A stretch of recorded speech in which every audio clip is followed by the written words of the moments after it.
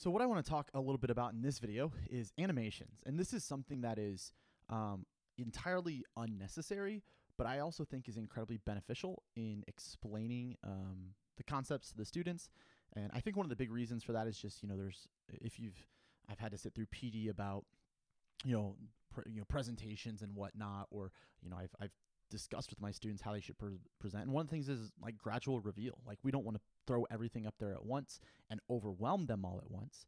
And so instead, like how can we do it in a way that kind of presents it, and especially if we're teaching them how to draw graphs, kind of doing it in the steps for them to draw the graphs. And so what I'm going to do is kind of walk through those stages. Now, again, I had mentioned that I'm on a Mac, and this is actually one of the places that I am a huge fan of the way that the Windows interface is set up for doing animations. It's actually, I think it's just a little bit easier, just kind of the way they format some stuff. It's all the same in how it works and how it shows up, but in terms of the animation pane, how you can select things is easier on Windows. And so what I'm going to do is I'm going to be hanging out in this top animation tab up here. That's where we're going to be. And I always pretty much for my text and everything, I do simple fade animations, but there's a lot of cool things that you can do in presenting a graph. And so let's suppose we just had this simple supply and demand graph, and we wanted to show this in a way to show the students like, hey, this is how you draw a graph. I'll always just start with my base layer up there. I don't do anything fancy with that, but if I want to show them, hey, we're going to label our different axes, I'm going to select both price and quantity. I'm going to select those at the same time, and I'm going to go up here to the green because the green is entrances, and I think for something like that, probably is easier just to do a simple fade. Now, if you notice over here in my animation pane, it has a 1 next to both of them. And what that means is that they are both the first animation. So when it comes time to animate, they both show up at the same time. And I don't want that because I want to, go through kind of first and explain the price axis and then the quantity axis. So what I'm going to do is I'm going to select just the quantity here. And I'm going to go up here, and when it says start, rather than starting with previous, meaning it starts at the same time as the price label, I'm going to change that to on click. And so what that means is it will be on its own animation. So first the price will pop up, and then the quantity won't pop until I animate again. Then from there, it's going to be time to draw like our curves and stuff. Now this is where, I don't know, I like to get fancy and fun with it. Let's say we have our demand curve, and I want to show this like it's being drawn. And so one that I use a lot when it comes to doing graphs is it's called wipe. And so again, if I come up here to entrances and I go, it's in my first panel right here, it says wipe right here. Now, if you notice, it kind of just gave me a preview where it popped up from the bottom. What I'm going to do is I'm going to have it look like it's drawn from this top left corner down, and then we're going to have the label pop up as well. And so what I'll do is I'll come up here where when I have this straight connector selected, by the way, if you can't if you can't remember like what straight connector 6 is, what you can actually do is go in here and you can click it. And this is one of the things that they actually do easier on Windows is, I don't think you can in Mac, but you can rename these. So rather it being straight connector, you can name it like demand. But you click that and you see that the little number 3 next to my demand curve highlights. So what I'm going to do is I'm going to change the effect options, and I'm going to click that. Rather than being from the bottom, I'll do it from the left because it's a 45-degree angle coming from the top left. From the left and from the top is going to look like the exact same thing. So it really doesn't matter what you do. So I'll click from left, and if you notice then it shows it drawing down. Now it's going pretty quick. It's going at a duration of half a second. That means that entire line is being drawn in half a second. I think that's a little bit fast, so I'm gonna actually slow it down. I'll go to, I think 1.5 is too slow. We'll go to a second and a quarter is what I'll do. And then what I also want to do is after that, my label is going to pop up. So let me click that, and I'm going to have that one simply fade in. Now, here's one thing that the first time I want to use this is I want to use the idea of after previous. And so if you notice, I have my straight connector, which is going to be drawn. It's my demand curve being drawn for a second, 1.25 seconds. And then I have to click again in order to show the demand label. Now, I don't want to do that. I don't want another click. And so what I want to do instead is make sure that once this demand curve is done drawn, then I have my label pop up. So what I can do is I can click right here, the number, the D1 for that label. I'm going to come up here to start, and rather than on click, I'm actually going to go to after previous. And so you see that little time clock shows up, and that indicates that there's a delay that comes because it's waiting to pop up there after the demand curve shows up. Now I'm going to then do the exact same thing with my supply curve. I want my supply curve to look like it's kind of being drawn in, so I'm going to do a wipe. And again, that one is going in the right direction. It's coming from the bottom, which you could also do it from the left. It's going to do the same thing.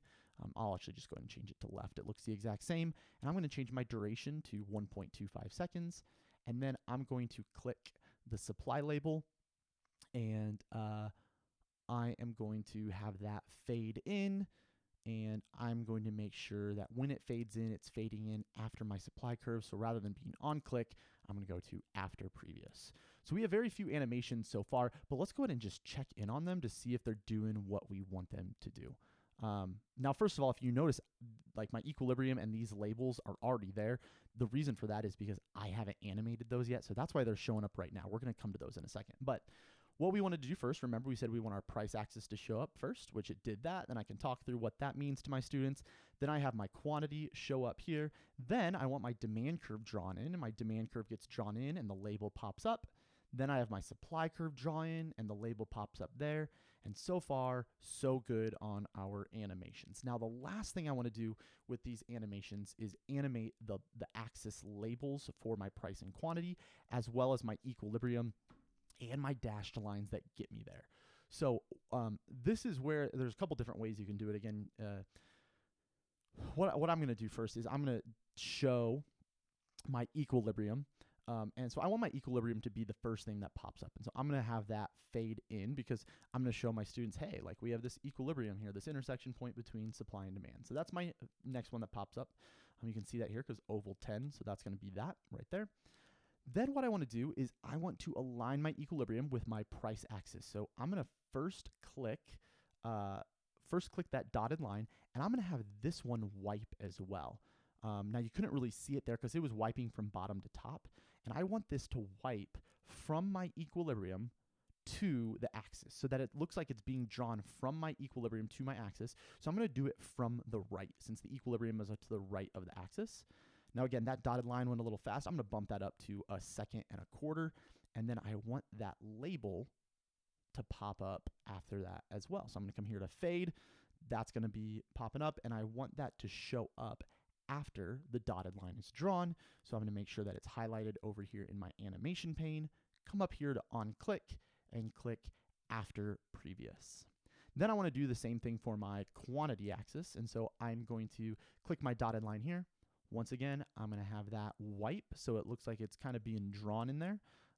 Instead of wiping again from the axis up to the equilibrium, I want it to go the other way from the equilibrium down to the axis. I'm going to do that at 1.25 seconds as well. So the duration, it takes 1.25 seconds to draw that whole line. And then I want to draw this, have this label pop up. So I'm going to click fade for that. And I'm going to make sure that is after previous. So we now have all of our labels done for this graph. We have them done in the way we want. We can see that over here with our animation pane. And so what we can do is you can have it come up here and it'll like show all of them without the steps if you click that play all. And so that's one way to do it. What I want to do is I want to take it and look to see if in presentation mode, when I'm showing it to my students, if it works how I want it to. So I'd say, you know, hey, we've got our price axis here. We've got our quantity axis there. Those show up just like we wanted. Then we're going to have our downward sloping demand curve with a label of D1. We're going to have our upward sloping supply curve with a label of S1. And if you notice, we got a point where they intersect. That's our equilibrium. Now, if we align our equilibrium over here with our price axis, so I click and then my dotted line comes up, I have P1, and then I click again and my dotted line goes down to my quantity axis. And then we have those animations, and like I said, doing that gradual reveal makes it just like a little bit more simple for the students, or it makes it like easier to see. All right. Last thing I want to do is how does this work with shapes? Well, it works in the exact same way. And so what I'm going to do is I'm just going to kind of resize some of this, and like we saw in the last video with our consumer and producer surplus, I'm actually just going to go ahead and create a consumer and producer surplus on here super quick and have those animate in as well. And so like we had done before, I will take my triangle. I will make my triangle for my consumer surplus. I'll put that in right there. One thing you might notice as well, and I'm a big fan of this, is like I think that PowerPoint offers so many great things in terms of animations and things like that. But I also do think it comes to a point where they can be incredibly overwhelming. And so I typically will only always and ever use fade and wipe as my two animations, just because I think they're subtle enough where it's not going to be super distracting. And also they do what I want them to do in terms of, gradual reveal and things like that. So, all right, so I've got my consumer surplus right here. And then I'm going to take this and I'm going to make my producer surplus as well. All right, so sorry about that. Change that to red and 85. I'm going to take my consumer surplus and make this a producer surplus. All right. And then last thing I mentioned in the last video that I like to do is I'm going to send both these shapes, send them to the back, and then send the whole entire graph to the back. All right. So our animations, since we just added these in, they all look the same. Now we just have to animate in our consumer and producer surplus. Couple different ways that you can go about doing this. You can have it fade in. I don't know why I like to have consumer surplus and producer surplus wipe in from left to right. And the reason I like to do that is I kind of like to explain it as like, the difference between price and demand at this point, and then price and demand at this point, and so on. And so what I'm going to do is I'm going to click that shape right there, my consumer surplus, and I am going to once again go to animations.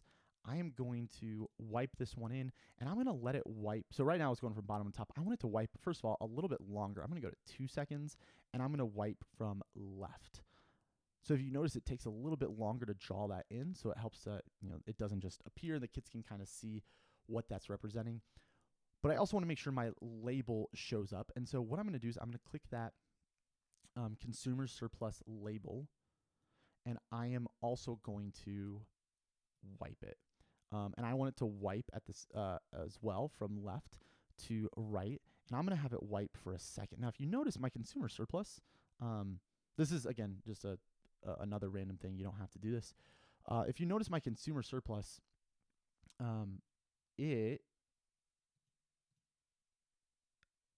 right here is about like halfway in between. And so if I was to just have it do it right, that like have it go right now, like I can have it on click afterward. That's one way you want to do it. If it's something you've already discussed with your students, and so they know that that's going to be consumer surplus, and so you don't care about the label popping up after.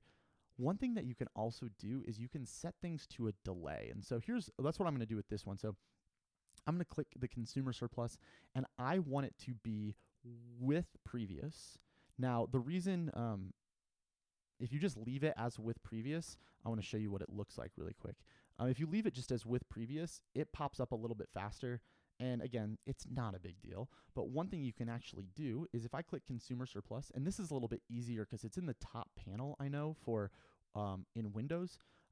But what I can do is I can go to timing right here, and I can click a delay. And so what that means is it'll still start with the previous one. It'll still start with the triangle, but it'll start on just a little bit of a delay. And so I can, let's say I bump that delay to just half a second. So it'll start half a second after the triangle starts.